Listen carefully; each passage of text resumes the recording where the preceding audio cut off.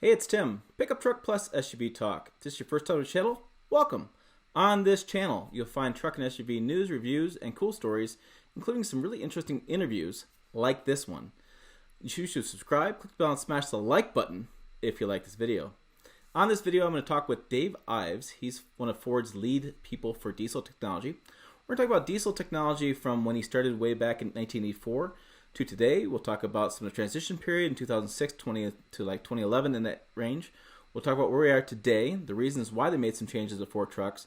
We're talking reliability, we're talking fuel additives, we're talking some really interesting stuff. If you're interested in diesel trucks, this is the video for you. So let's get to all of that information right now.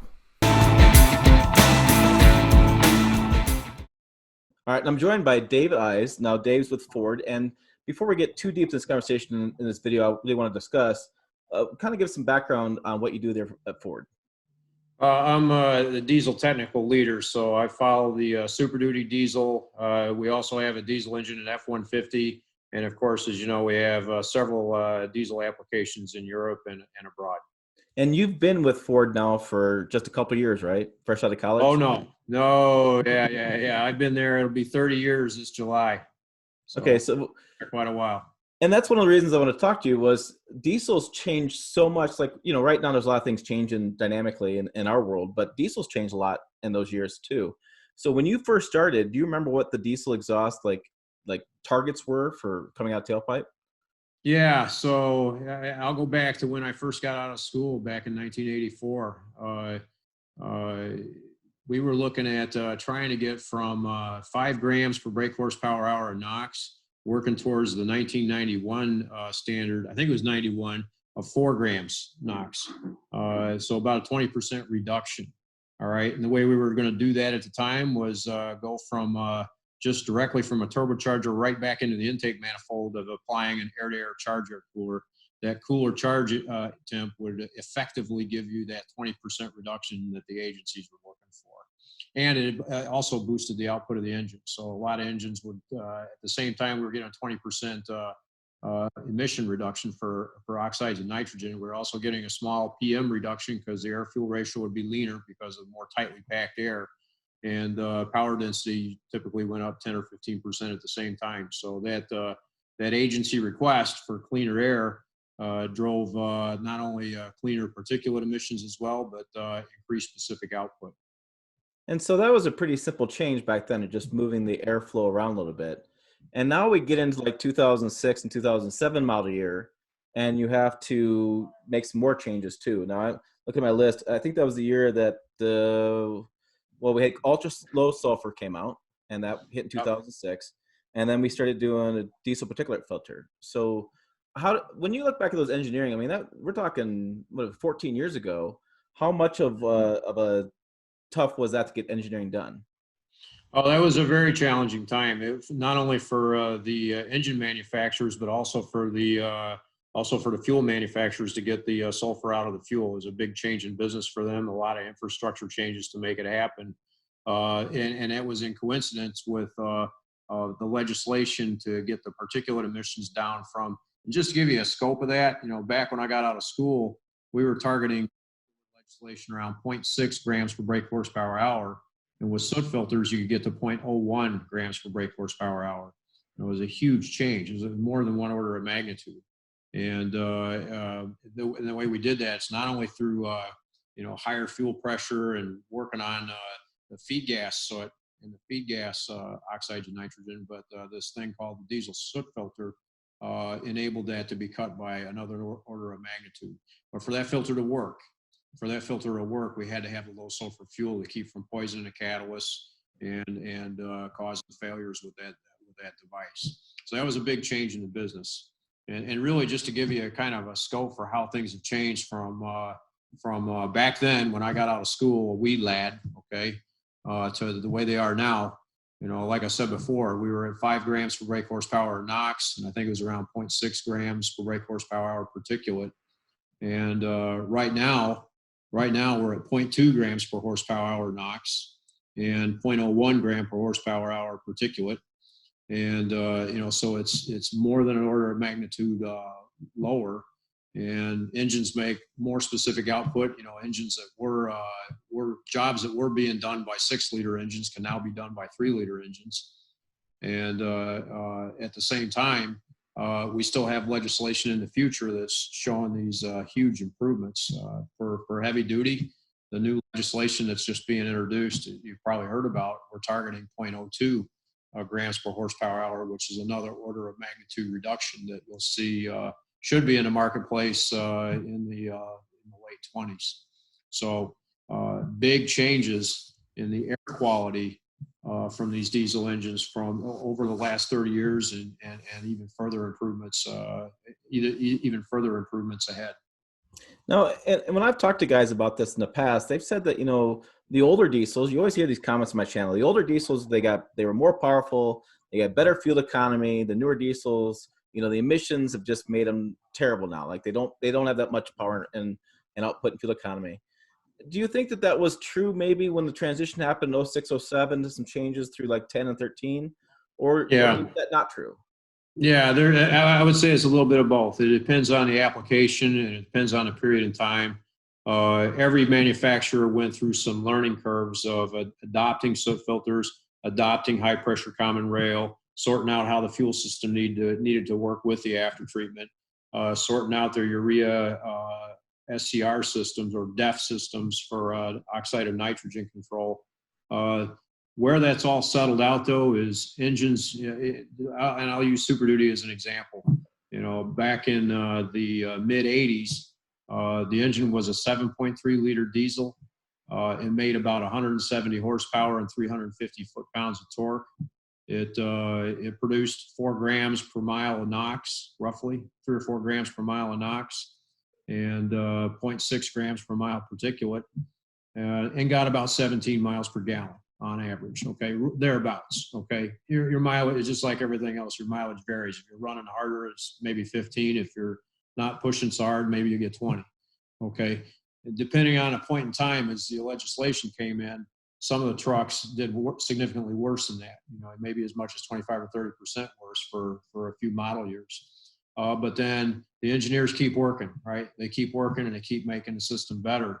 And you look at today's Super Duty, for example, that we have in production right now, that you drove with me back at our media event out in Phoenix in January, 475 horsepower instead of 170. Okay, almost 3 times as much power, 2.5, 3 times as much power, over 1,000 foot-pounds of torque as opposed to 350. All right, with advanced boosting systems and charge air cooling and advanced high pressure common rail fuel systems, we're able to increase the torque now by a factor of 3 over the intervening 3.5 decades. Okay, and the fuel mileage on these new trucks, even though they're getting well over an order of magnitude better NOx emissions and PM emissions, the fuel mileage is right back to where it was in the mid 80s, if not better. Okay, I think you saw on your truck out there when we were running it around Phoenix. Yep. We weren't pulling trailers, but we were seeing anywhere from 17 to 20 miles per gallon. So not orders of magnitude, okay, but holding serve on fuel, if not measurable improvements that our customers have come to expect. And it's not just Ford, GM and Chrysler and Cummins are all showing the same type of capability and delivering to what the agencies and the agencies represent the people, right? The agencies represent the people, and the people are demanding cleaner air, and you see it when you go into towns like Pittsburgh. This is the biggest example I can think of. If you go up on a South Ridge, in Pittsburgh there at the junction of the 2 rivers, the Allegheny and the Monongahela, there's a plaque there that shows what the town looked like in the 50s and 60s and 70s. You couldn't see across the rivers. And, I was there just, last October, beautiful, clear October day. And you can see, 20 miles away almost. You see to the horizon, not a speck of, no smoke on the horizon at all. And I think that's the people speaking and, through the agencies and the manufacturers delivering and improving the quality of life for everybody. And do you think that's what's changing now? So, we were talking about beforehand that if you looked at the web at all, or CNN, whatever, 3 years ago, it was diesels are dying. France, you can't drive in Paris. London's going to kick diesels out. And all the automakers, the half-ton diesels were done. The heavy duties weren't performing that well. But now, flash forward to this 2020 model year and what's going on, and you have half-ton diesels. You have Super Duty diesels that are redone that have this amazing amount of horsepower and torque. Do you think that those improvements that you guys have done as a throughout the industry have made it such an improvement in diesel? We're going to see maybe rebirth in diesels for customers? Well, I don't know if I'd go strong as the words rebirth, but you're going to see, you're always going to see a balancing act. And that balancing act is going to pivot around usage profile. Customers that tow or think they're going to tow, okay, are always going to gravitate towards a diesel because the harder a vehicle has to work, the better advantage a diesel has, okay? You'll see it in Class 8 trucks, so it's 100% diesel.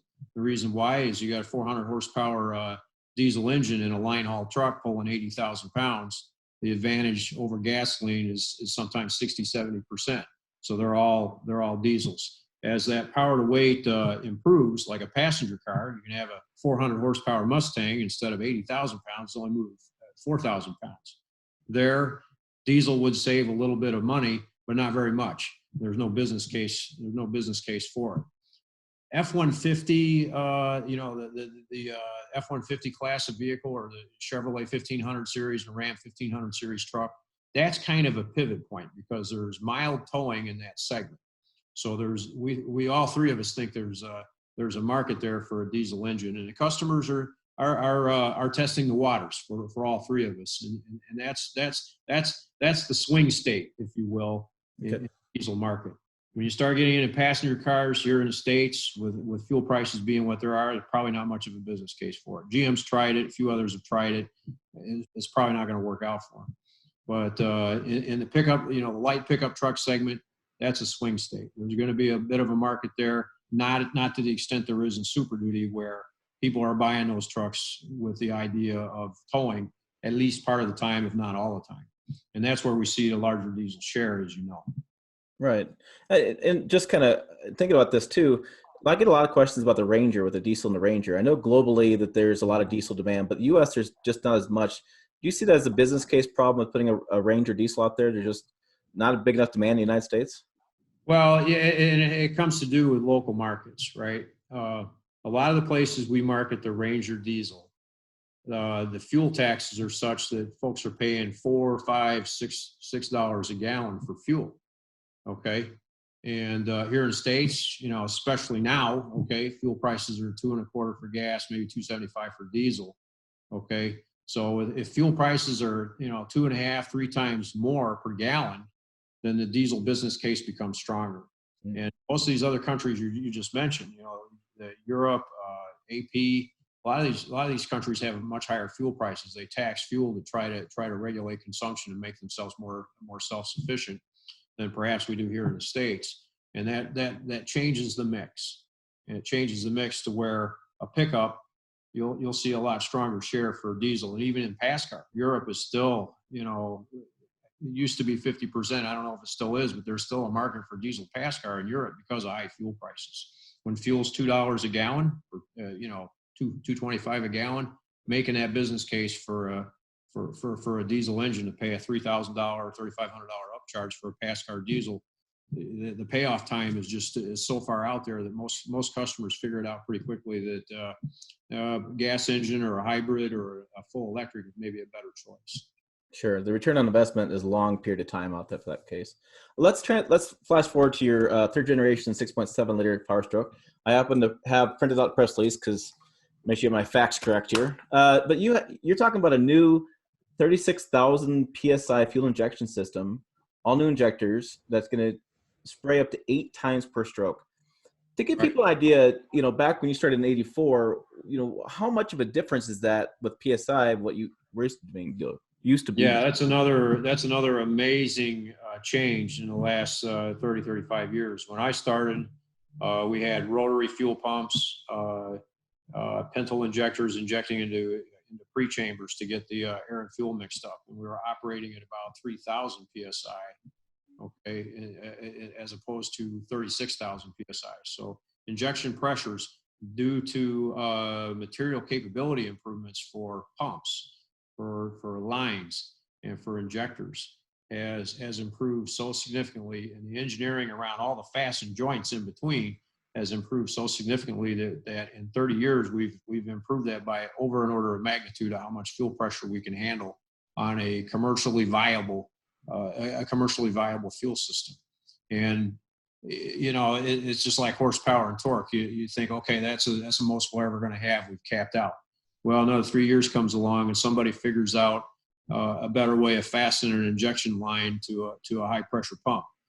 It moves up another couple hundred bar, right, or another 3,000 psi, and we have not yet found diminishing returns or significant reduction in returns for increasing fuel pressure. The higher the fuel pressure, the better the fuel atomizes. It extends the rich limit of the engine. Even now, even at these higher pressures we're talking about, our performance and economy engineers are still finding utility in that. So there's still a constant push in the material science to try and improve what we can do with pumps, what we can do with lines, and what we can do with injectors and the fixturing of them to facilitate more increases in pressure. And you also have a redesigned electronic actuated variable geometry turbocharger, which is, right, to me, is like an engineering bingo. Like you have all these electronic and actuated all together in this verbiage. But what does that really do?